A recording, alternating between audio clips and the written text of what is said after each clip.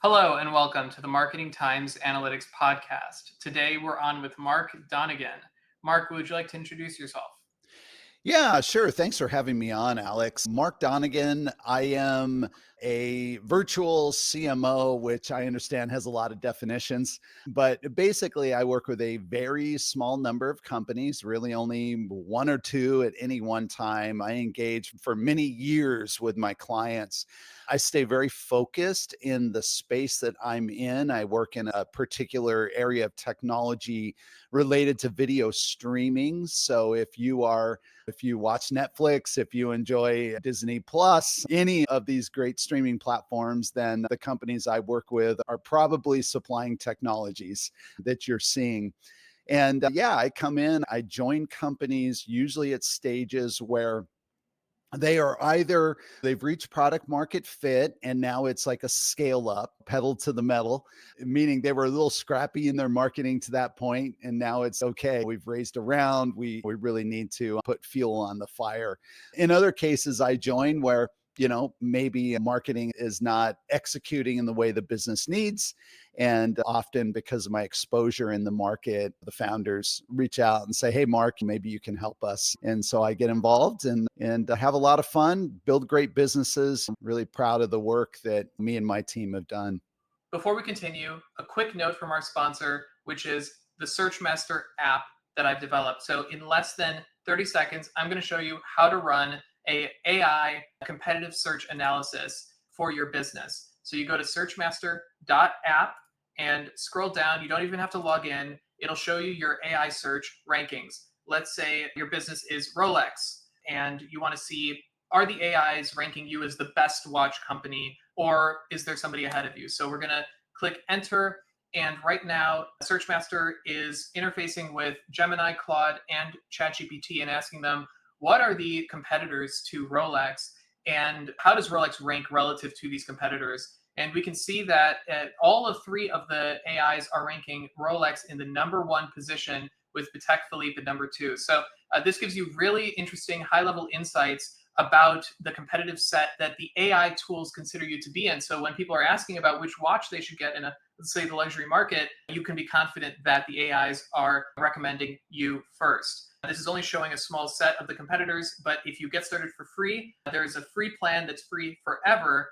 You can see a full list of competitors available at searchmaster.app. Sign up today. Thank you. And now back to the podcast. Obviously, you work in a lot of areas. What would you say are some of the main subject areas that you cover in marketing? Yeah, it's a great question. So, my background is actually in sales. I started my career, so rewind it when I was in junior high, 12 years old, actually, I discovered my school's Apple II in the math department. And the school had three Apple IIs, one obviously in the math department. Taught myself basic and just really, I was a geek back then. We didn't really say developers, it was more like a programmer, but went into a computer science program. Along the way, didn't end up finishing my computer science degree because I went to music school. I decided I wanted to be a rock star. Obviously, that didn't quite work out, or else maybe you'd recognize my name.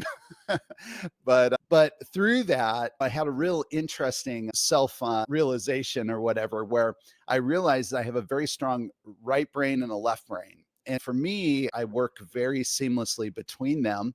And that's also how I ended up in marketing, because marketing is very creative. There's also a strategic, very structured component to it, which of course you know about, Alex, when you're working in the data space, analytics, you're trying to make sense of everything coming off a digital platform. But yeah, in those early days, I also figured out that I didn't want to be a poor, starving musician. So I was actually playing at a pretty high level, and I saw players that I respected who were much better than me, and they were working at McDonald's. I can remember one of my friends was driving a school bus, and nothing wrong with those jobs. Even in my very early 20s, I went, is this the path that I want to go? So found my way into sales. And then as my career began to grow there, I was always in more B2B type selling environments and eventually was leading teams. At kind of the peak of my sales career, I was driving $35 million a year in sales across a dozen sellers. And we were in this particular space we were in, that was pretty significant revenue. Everything's contextualized. There's certain environments here where it's maybe one sales rep's driving 35 million, but where I was. So yeah, so then that just through that process of sales, then I began to really become a student of marketing because it's one thing to be an individual contributor, be an individual salesperson out there just knocking on doors and making calls, and you're always wanting more marketing. But when you're responsible for a big number, now you say, hey, what are all the tools that I have at my disposal? And marketing was the obvious one that in a few situations, I actually also managed and had the marketing team and marketing resources reporting to me as the head of sales. So then that gave me that front row seat to the power of marketing. And that pulled me in to ultimately where I am today. And so the way that I approach marketing is a little bit different. I'm revenue first. I'm very practical. And so a lot of times when I join and I start working with a company, the very first thing I want to do is let's get out in the field. Let's understand, what are the challenges? What are your customers saying? And everybody on the surface says, oh, here's what our customers are telling us. I'm like, but really, do we really know that? Let's go out and let's listen. Let's not go out with our list of questions that are pre-scripted, that are going to lead someone to give us maybe answers we want to hear. And that combined with really knowing how a product works and how technology works has been really my superpower. So again, the area that I work in, I actually understand the process of video encoding. Now, I'm not an engineer. I'm not a codec developer, but I understand the process. And so it allows me to listen to the customer. It allows me to get feedback from the engineering team. And then that directly leads into how we structure our marketing messages, because I can pick up on things that maybe someone else would say, oh, but we should just simplify that message. I'm like, yes, it's one thing to simplify, but it's another thing to be speaking to simplify to a point that the customer has no idea what you're even saying. And too much marketing gets simplified to that point. Nice, catchy 7-word marketing messages, 5-word marketing messages, very compact. The marketing team's so excited. We nailed the messaging. And the market's like, we have no idea what you guys do. What do you mean? It's so simple. Look, it's 5 words. They're like, we have no idea. So Yeah. that's really both my superpower and my focus. It's as simple as really understanding the buyer, understanding why they buy, understanding how they buy, and then understanding what the product does. You don't have to be an engineer. So I'm still not an engineer. I'm not building these solutions, but I understand. Yeah, that's very powerful. I think there's a lot that can be taken away from that. I would love to learn a little bit more about that research process. Hmm. And when you say that you're going into the field, are you also looking at data about audiences? And if so, what kind of data? Okay, so let's talk about what going into the field means. And then I think that's a good lead into how would you use data, or what data would be useful. Now, one of the things that I think is very important in marketing is, so let's talk about personas and segmentation, which is like the ground truth when you're going to put a data lens on marketing. And that's a base level job to be done, right? Especially when a new head of marketing, new VP of marketing, new CMO comes in. Usually, almost one of the very first things, there's a lot of first things they're going to do. It's like, hey, where's our personas? Who do we sell to? And for the most part, every company can go dust off. Some are a little more polished and a little more ready than others. Some is kind of like, wow, we put this together 5 years ago and haven't ever looked at it. But everybody has something that they can send. The problem is that here's what the persona is. Okay, it's job title. We sell to primarily directors and senior directors of engineering, occasionally who report to a VP, and ultimately the budget is owned by a CIO or a CTO or maybe the CEO. And so basically the job title. And then there's some other information around it. There may be some other demographic type information, maybe, although in a lot of B2B, that's irrelevant. So it doesn't matter if they're 25 to 35 or 35 to 45 or whatever. But there's some other information around that. Could even be, depending on what your product is, it could be the domain background. So the industry, just the overall experience, how experienced these people, there can be all these things. Here's the problem with this approach, and this is why so many analytics efforts that I have seen ultimately end up with, on one hand, getting a wow, this is amazing, meaning that, wow, all this data, look at all this data we have. And then at some point soon after, it's, but what do we do with it? And then gets shelved. And anybody who's honest that, and where I'm working anyway, says, you know what, unfortunately, there's way too much great data work that just gets shelved. So why does it get shelved? And in my experience, what I have seen is the reason is, and I have a very practical example. I won't name the name of the service, but I get called all the time from these business development companies that are, hey, we can produce lists, we all get those calls, right? And my favorite question is, I say this, I say, okay, I'll tell you what. I say, in my experience, these have never worked for us. Oh, but we're different. And they give their sales pitch, right? And I say, okay, I'll tell you what. We're already doing business with, and I name this company, and it's public information. So I said, so I'm not asking you to give me a freebie. This isn't a freebie. They're already our customer. You can verify. Yeah. Okay. So I'm not asking for a freebie. Tell me who the buyer is. Oh, okay. Okay. But what's the title? I said, doesn't matter. It's a video engineer. Oh, they come back with a whole list of names. The person who's the buyer is never one time on that list.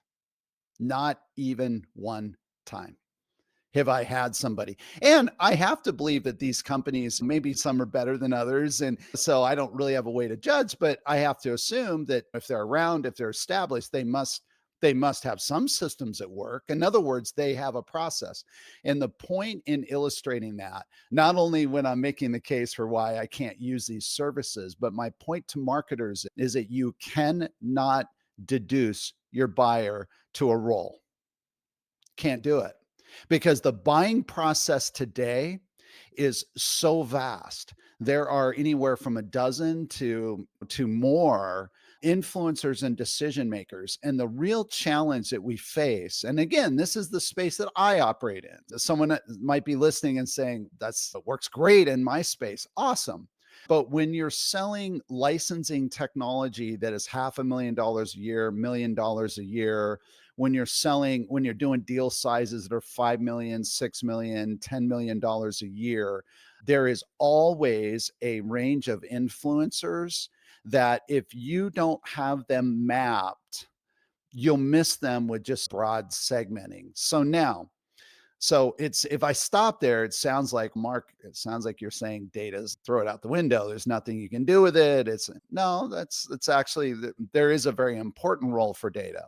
But the important role for data is to have mapped through the human process, getting out in the field, knowing not just, okay, the decision holder in this particular company for this particular technology that I was giving an example of may have a particular title. And her title is, I believe now it is vice president, but I think actually it's senior director of this particular functional group. There's nothing video in her title. And maybe now there is. I don't know. I may just not be remembering. But the point is that you're not going to just go do some search on LinkedIn for the same title, come up with a list of 100 names, which you will come up with a list of 100 names. But half of those people, more than half in their organization, would be like, I don't have anything to do with that. Yeah, I have video in my title, but I'm involved in this other aspect. of our video workflow or our video production or whatever it is. And so you have to map it. And then you have to map the individuals that are the decision makers. And what I'm really saying is not the ones who can say yes, but the ones who can say no. Because in a big enterprise deal, it's the people that can say no that will tank it. And this is something, and I know this from scars and a lot of mistakes.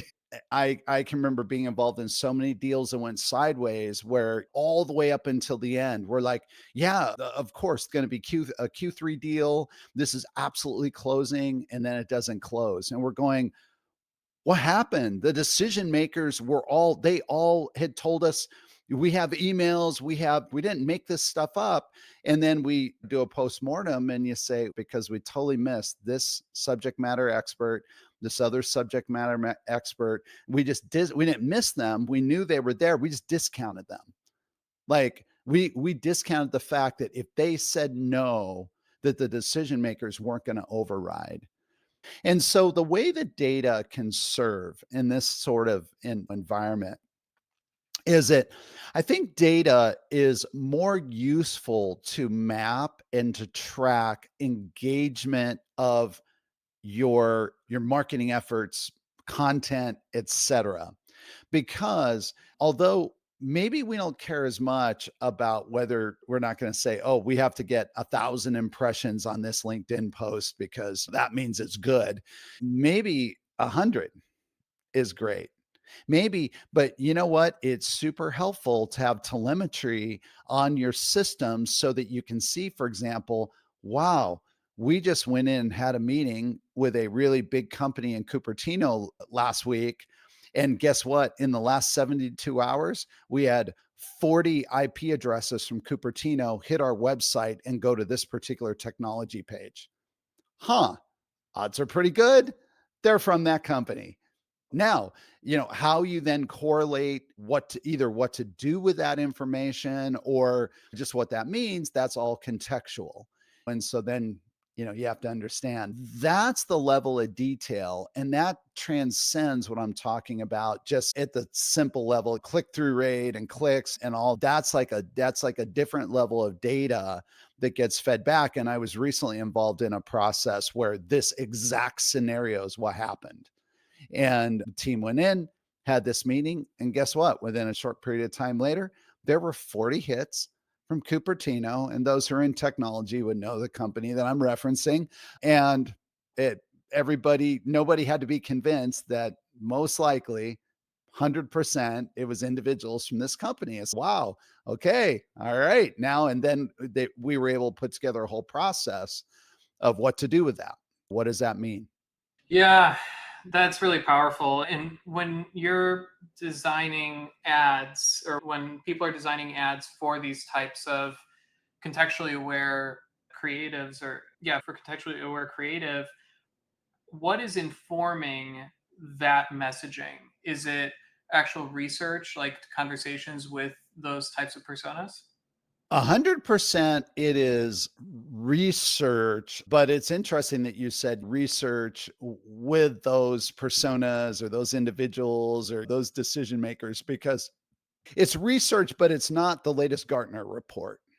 This might be a little controversial, but for the most part, the analyst reports are not going to be very useful because the problem is that by very definition, when someone like a Gartner or a Forrester, PwC, fill in whoever, when they're writing at such a high level, they're writing basically for two audiences. They're writing for literally you can count them on one hand. So if they're writing a semiconductor report, PwC recently published one, they're writing it for Intel, for NVIDIA, for AMD, for for Broadcom, and a half dozen other companies. That's it. Everyone else is at just such a different level, different part of the value chain, different part of the market, et cetera, that it's meaningless information. But the problem is that marketers, because in some cases, let's face it, that's all you have to put your finger on. So marketers then grab that. In my experience, what I've seen happen, grab it, go build a whole bunch of plans around it. Or in some cases, it's not even the marketer, it's the CEO. CEO goes and grabs the latest PwC and says, see, we're just like this company. So we have to go tell that story and we have to build. And maybe in that case, the head of marketing is even standing in the middle going, wait a second, like we're not in video with all due respect yet. Like we're working to get there, but we're not there. Or whatever you can go with the comparisons, the analogies. And so then you say, okay, then where do I get this research? I have to have some information to act on. And so where do I get that? I think that's where this research, as you use the word, that needs to come through the sales team. But it ultimately needs to be owned. It needs to be sourced by the marketing department. It can't be third party, because if the marketing department is having to take everything through an intermediary, if you think of it that way, you know what? A salesperson's going to have a particular twist on how they see the market, how they see that person responding, and then let's face it, a salesperson, the personalities, they may or may not have that analytics mind that is needed to present it. It's not because they're misrepresenting information. They just, it's different personalities, it's different jobs, right? And so if marketing is not right there, being able to gather the information on the field directly, first party, call it first party data. We love that, right?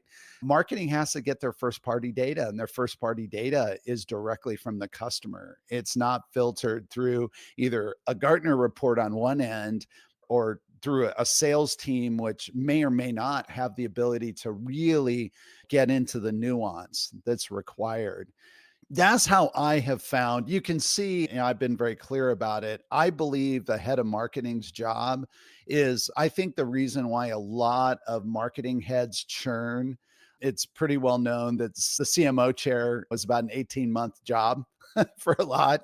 And sadly, you can look on LinkedIn and see even some very accomplished CMOs, and you kind of look at their job history and it's like, yep, every 20, 24, 30 months, they're on to the next company. And I have learned that it's not because those people aren't good at their job.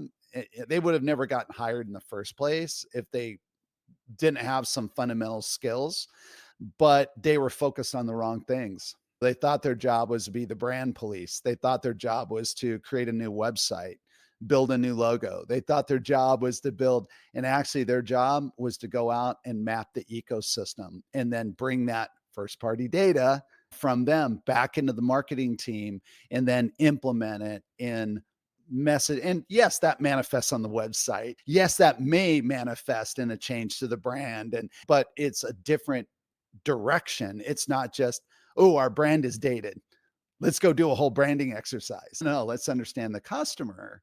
And then we may say, whoa, it's like this really is impacting because the customer sees us through this very outdated and, doesn't understand what we're really doing today. Yeah, I think that's really powerful. Yeah, it's like you're a mind reader, because a lot of this stuff is like really relevant to the work that I'm doing right now. It is really, and we didn't talk about this in advance, Alex. no, So for the listeners who are like, oh, they had an outline. Yeah. No, yeah. So yeah, I totally agree. And I love the way you put it, that the job of the CMO is to map the ecosystem that the company is playing in, because that just orients everybody to what's going on in the world around the company. And I've seen instances where there is a misalignment between the reality that the marketing team is responding to and the reality of the ecosystem around the company. And if those are mismatched, the messaging is not going to resonate. That's right. That's right. And we've so it's, to put an exclamation point on this, it's not uncommon for me to get a call that is some variation of, I've never really gotten a call that's been like, hey, my head of marketing stinks or whatever. But after I get called and I start talking, the CEO kind of says, we recently let someone go, or we had someone leave, or we have a question mark around this person who's sitting in the chair now. And we almost would like you to come in if they're gone. gone, then it's okay. We need someone to come in and help us here. If they're still there, it's almost, we'd like you to give your perspective. I have yet to walk into one of those situations where I've had to say, yeah, you're right. This person has no idea what they're doing. I haven't. Now, that doesn't mean that I haven't encountered people who maybe needed some growth and in some areas just lacked fundamental experience. Of course, we all do, right? But even in those cases, I've been able to say, hey, yeah, they really need to up level in this area. But you know what? They're actually doing a great job over here. And the response I get back, then why aren't we getting the leads? And I'd say, because they're executing well, but they're executing the wrong thing. So if we can aim them, if we can reorient them, if we can, in other words, if we can align that execution, I'll bet you actually they'll perform very well. And then I always point out too, I say, now let's think about this. If we replace them, what are the odds that you're going to get someone who's basically going to be just like them? In other words, we're going to have, and then usually that sinks in and it's, oh, yeah. So I said, so let's work with them. And so I found this repeatedly where there has been, and again, I use kind of the air quotes, a failure, is that it's not often a failure of the work they're doing. It's a failure of alignment. It just goes back to what we've been talking about the last 25 minutes or so here. It's a failure of fundamentally understanding, how does a market think? How does the market receive messaging? How does the market buy? What does the market care about? And once you get that aligned, and if there's the execution process, like just being able to produce the graphics at scale, write well, all of the tactical things that then have to be done, all of a sudden marketing starts to take off. And it's kind of like, whoa, Mark, what did you do? I'm like, yeah, there's some very practical things, but a lot of times it's about that alignment. So to the Yeah. market. Yeah. So there's a lot of qualitative data that Yeah. is the foundation of a lot of Yeah. marketing. And then the quantitative data comes in later once it's Yeah. time to Yeah. fine tune.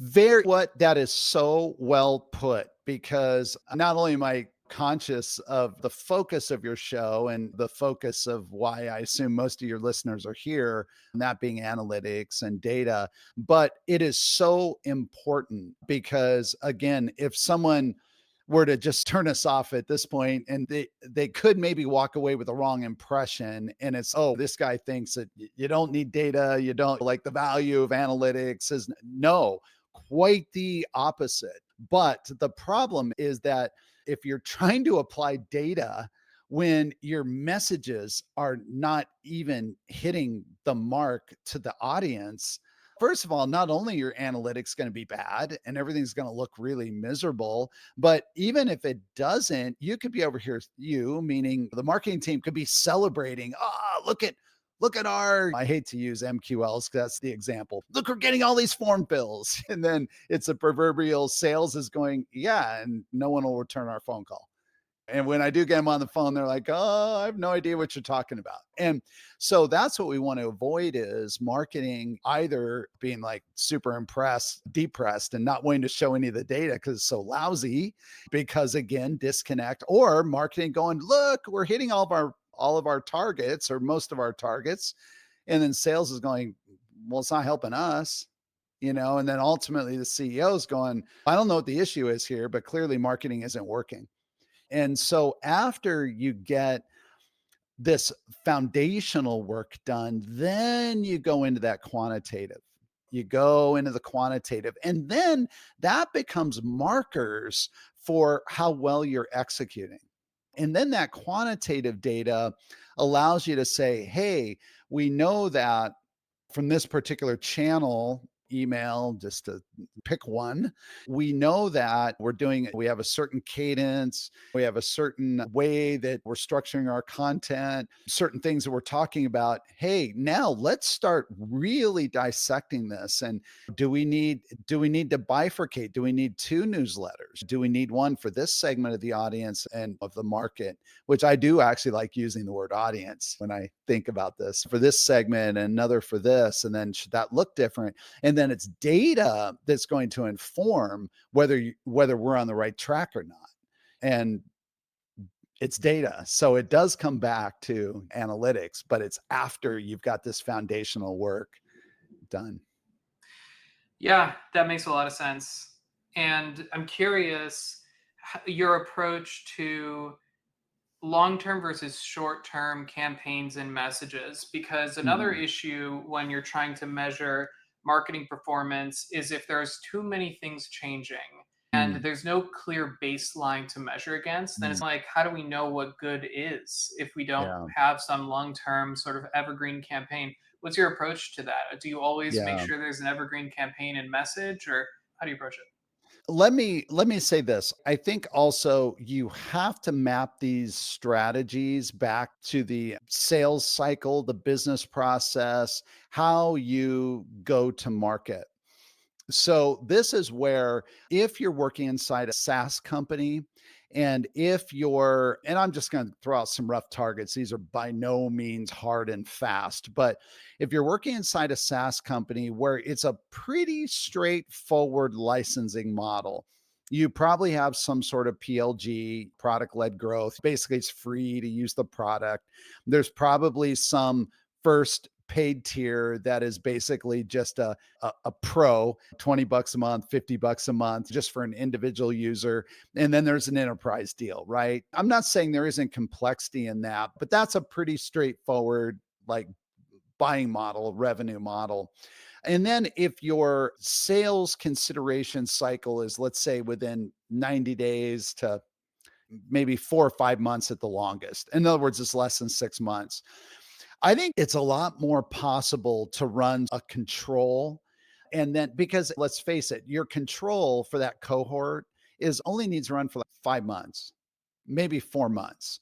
And so you run it. And then meanwhile, you're testing some other variations of whatever creative. And we're talking right now primarily about advertising, obviously. Then you can do that. But if you're compare that to business cycles, sales cycles that I'm involved in, where it's literally 2 years. I'm thinking of one deal that the sales cycle from the very first touch to the first PO was 25 months, more than 2 years. And the team celebrated how quickly the deal closed. I would like to be involved in that. Now, we are talking multiple millions of dollars over. In other words, so the size of the prize makes all that work, right? If that was a $500 a month software license, that business is not going to survive. It's not. But in that scenario, then there is no such thing as a control, because in 25 months, the even the way that the market sees the company and sees the product is going to change. So if we were to run some sort of a control for 25 months, it'd be like, people be like, what are you doing? And then what would happen as well is there's going to be natural decay as the market evolves, because in this particular example that I'm thinking of, the company had been in the market roughly about 3 years with a product that was a brand new category, like brand new. In those first 3 years, it was just educating the market that there even was a need, even educating the market. Once the market said, okay, we get there's a need, there were some technology biases that had to be overcome. There was the way the product was built, people had legacy thinking. And they're like, yeah, okay, we understand, but that's an old way to build it. Why would you do it that way? And so there was this education. By the time this particular deal was in the deal cycle, some of that education had been done. So if the company had just continued to run with that, like, it it wouldn't have worked. It would have been really out of sync and a lot of either false positive or false negative, exaggerated negative data. So I'm trying to give some examples here of where, again, it's not to say it depends and it's not to say everything is contextual, but it really is. You have to think about this in terms of what your deal cycle is, and then look at what trends could be happening in the market, or even depending on what your product is or what the company does, could be in the economy. It could be, there's so many factors, right? So that makes it a little bit challenging to do the exact, hey, I've got my control and then I have my test, my test. So you have to do your best because you obviously do. The point that you raise is absolutely critical. I've fallen into this so many times where it's like, hey, we got a great result on the new fill in the blank, new set of ads, whatever. And then, but we have no idea why because we changed so much. Yeah.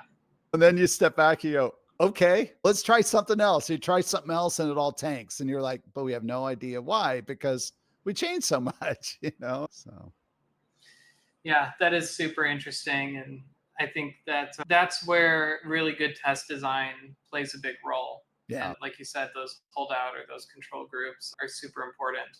Yeah. Yeah. Yeah. And I think just to wrap up what I was saying, it's not that you can't test if you have a 25-month sales cycle because it also is not true. 20 you think 20 24 months, that's 2 years. There's people who leave the company, there's new people who come in, and with a deal of this kind of size, it's only natural there's going to people get promoted. So a manager who was originally really key in the buying committee all of a sudden gets promoted or is in a totally different group. Next thing you know, he or she is out of the buying committee. And those things absolutely will happen over a 2-year period of time. Now you have a new person who suddenly pops up and when they're trying to get up to speed and maybe they have a different view and maybe they have their favorite vendor and all of this. So it's a series of sales cycle mini loops that happen over this 25-month period of time. And unfortunately, they're not always really definable, but some of them are. Some, hey, there's going to be initial POC in a lab. It's going to start on September 1st. It's scheduled to run for 60 days. All right. Now, that's not exactly a sales loop, but in a way it is because it's a very defined set of activities that if there is not a positive outcome, then the whole deal could go south just based on that.